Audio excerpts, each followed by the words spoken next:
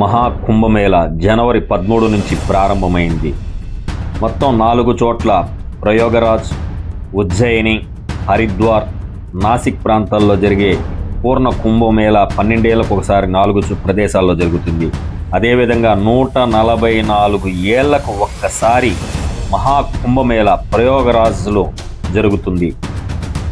జనవరి 13 నుంచి ఫిబ్రవరి 26వ తేదీ వరకు జరిగే ఈ కుంభమేళాల్లో మొత్తం 45 రోజులు జరుగుతాయి. దాదాపు 40 కోట్ల మంది భక్తులు వస్తారనేసి ప్రభుత్వం అంచనా వేసింది.